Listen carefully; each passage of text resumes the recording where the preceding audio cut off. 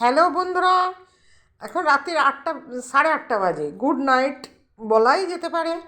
তাই বুলবুলদির তরফ থেকে আপনাদের গুড নাইট জানিয়েই দিলাম। তাহলে এই হ্যাপি নিউ ইয়ারের দিনে যাতে সারাটা বছর এরকম মিষ্টি মিষ্টি থাকে, হ্যাঁ, তাই জন্যে আজকে কি রান্না করেছি দেখুন।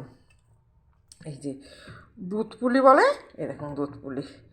এই যে এক হাঁড়ি দুধের মধ্যে একদম গাঢ় গাঢ় করে একটু চাল দিয়ে, এটাকে বলে পায়েস পুলি।